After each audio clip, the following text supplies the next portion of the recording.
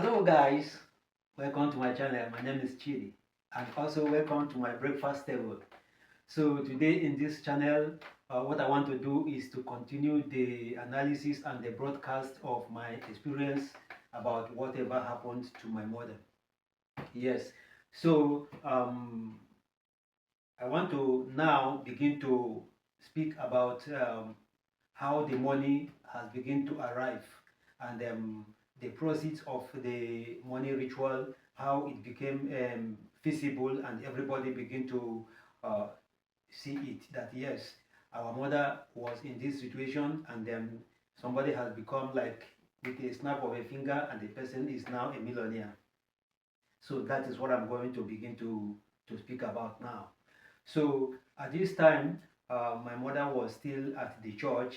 Like what I try to explain is that my father was a lone son and had the ambition of being a reverend father. So at that time, reverend fathers were not allowed to get married. So if my father was a reverend father, probably I would not be here today. So the mother, my grandmother, persuaded him to get married, and because she wants to have grandchildren, which is also good. So my dad listened to his mother and then decided to get married, and then as a result of which we were born. So now with the foundation of Christianity in his mind and in his life. Luckily for him, our mother was also um, a believer in Christ, and they struggled to raise their children in a Christian way.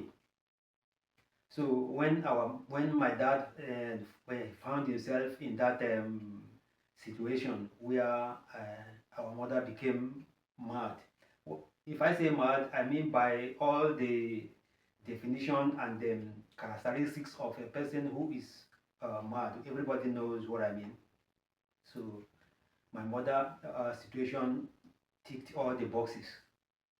So the suggestions was coming from left and right, many of which was pointing towards the herbalist and all those kind of stuff. And then my dad stood strong as a believer in God that he will rather follow suggestion that points towards God as the supreme healer. So this led to the movement of our mother to the church. I have done a video and I tried to revisit that church to show what actually happened at that time. So while we were in that church at that time, the money began to arrive, and then this guy um, visited the church once in a while. He visited, he came. By this time, I mean, rather, the first car was a Peugeot 505. Yes. So, and he wasn't even driving himself. He just like sit down at the back seat, and then the driver was trying to chauffeur him around, and then yeah, the money has come. He's now a millionaire. So one day I was like staying at the church with my dad, and then he came. I was staying at the place where my mom was chained. So in that situation, like I tried to explain, a woman in that situation, our mom was had a kind of shackle tied to her legs, in only one leg, and then the other end of the shackle was put to the trunk of a tree. There was a kind of tree there. I mean something like a garden beside the window of the church. So when I'm always in the church seated down, I'll be looking through the window and seeing how my mother was tied to the trunk of a tree like a goat. So then most of the time I will go there to my mother's legs, because when she was unaware of the situation she was, and then continue struggled, moving her legs in a way that was not um, proper, because when she now moves, she put a kind of tension to the chain that was on her legs, and then the chain becomes like tight, or begin to constrict on her legs, and that left some blood was coming out and some injuries on her legs. And all I do was to try to move her closer to the tree to prevent her moving away from the tree, and then putting more tensions to the chain. So she was actually bleeding as a result of that frequent struggling with the chain that was placed on her legs. So one day I was at the church there, attending to my mom, and I saw my dad speaking with my senior brother. So, who is also the culprit here. So after speaking with him, I saw him give some money to my dad. So in my opinion, receiving that money or offering that money became the first stage of intimidation to my dad. So, and I was not in the position to begin to revolt against my dad for receiving that money, because in the first place, I was trying to rotate the idea of what is going on in my family. And my head was filled with all kind of things, but the most important thing was to stay with my dad, to be able to understand what was actually going on uh, in the life of my dear mother. The time to begin to make inquiries has not yet begun, but I know that this guy, his hands were not clean, because Nigeria being what it is, uh, if somebody who returned from Italy didn't spend 12 months before he came back, and then he came back zero, because if you have stayed 12 months in a country, like I'm trying to explain, when you arrive in a new country, try with the intention of coming to hustle, you have not even begin to recognize the name of the street where you are. You don't even know your position. 12 months is not enough for anybody. Like I tried to explain that when I came to Finland, 12 months was not enough for me to even know how to identify the bus stop where I was supposed to, disembark from the bus or from the tram, or all those kind of study the area. It was not enough, or even get to understand what am I here to do. Is this a convenient country for me to stay or not? 12 months is not enough for anybody to begin to make a U-turn. So this guy, he came back zero, without anything. No boxes, no suitcase, no biscuit, no bread for anybody. He just made a U-turn and came back. Okay, and then it was not up to, few months later, he became a millionaire. So if our mother was in the situation, our mother was at that time, and he becoming a millionaire leaves a question mark about the source of the money. But I'm trying to say, Nigeria being what it is, in a situation whereby people glorify Satanism, worship money. When you have that kind of money, it is the duty of the government to be able to peruse into your income, trying to investigate what is the source of this money, because you have to pay some taxes to the government for every money that you earn. So the government should be able to look into the source of income of everybody, to be able to verify if the money is legitimately earned or not. But we are in the situation in Nigeria that nobody cares.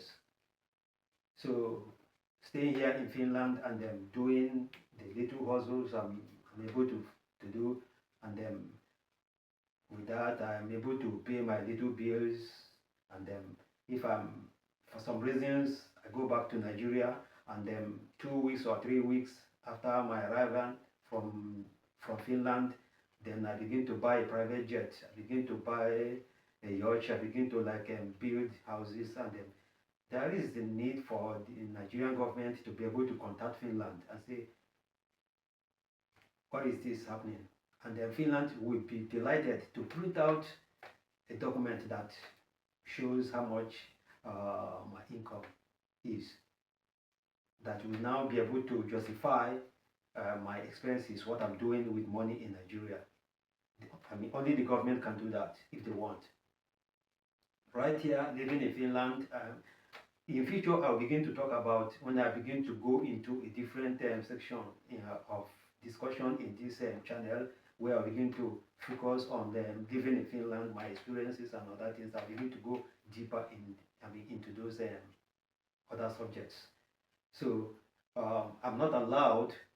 I am everybody, not just me. That is the life of being here in Europe. A lot of things we are under surveillance. Government is watching whatever you're doing. If you win a lottery, the government knows that yes, you have become a millionaire. We have seen that you won a lottery. If you have begin to go outside Finland and then come back with some money, and then it will be visible. There's no way. Money is such a force that can never be. You can't hide. You cannot hide wealth. You can't hide money. The moment if I have 1,000 euros today, it will reflect in my attitude, and then things will begin to change around me, and the government want to know the source of that 1,000 euros. So Nigeria is a country that we don't care. Nobody bothers, and this is what it is. This kind of a scenario that criminals begin to take advantage of that situation, that the government is not looking into how we earn the money that we are spending, so they can be able to do whatever they want to do, and then feel with impunity, and then that's it. So the money had begun to arrive, and then yes, he's now a millionaire. Our mother is in the situation she was, placed in chain, and struggling to even know who. It made me to cry, because each time I'm talking about this subject that relates to whatever happened to my mother, I get so emotional, because I am a direct. I am affected directly, because I witnessed the whole thing. I'm sitting down here, I'm talking about my mother. I'm not talking about another person's family. I'm not talking about it is not like somebody else is coming to talk about what happened to my own family. No, as a member of the family, I am the second son. I'm the one that was running down the street trying to to retrieve my mother from the dustbins, put her inside the house, lock up the bedroom, watching her naked, trying to put up something for her again to be able to cover her nakedness. That was done by me. I experienced the whole thing. No other person from outside did. No member of the kindred members didn't do that. Umaganguru, which is the name of my village, nobody from that community came to experience this. I am the bona fide person that will come out and speak about what has happened to my mother. What did I see happen? I will be the one to testify. So, as a matter of disclaimer, whatever I'm doing here, I'm doing it based on my own personal experience. I'm not influenced by somebody else. I'm not saying that this is real story. This is real story as it has happened. As it happened. It's not artificial intelligence. Anything. No, it's not a fairy tale. The money arrived. I saw money. I saw bags of money. I saw, this guy began to buy fleet of cars, acquire lands. Anywhere he sees a land, he's going to buy it. Then he bought himself. He built himself a story building, married wives, and then that's it. Things begin to change for him, and our mother was in the condition she was. Yes. So For anybody who doesn't understand, who doesn't believe that money ritual is real, money ritual is real. For those people who are lazy, those people who wants to consider money ritual as a shortcut to acquiring wealth, to a shortcut to becoming financially successful without doing this. Yes. So if you don't believe it, if you don't believe in money ritual, if you don't believe in it, please follow me. I will give you my own guidelines, and then what are the investigations that I did, the result of the investigations, how did these things play out, what are the consequences, what are the because it will backfire, it has consequences. If you stay with me in this channel, gradually, step by step, I will take you through. I thank you for listening.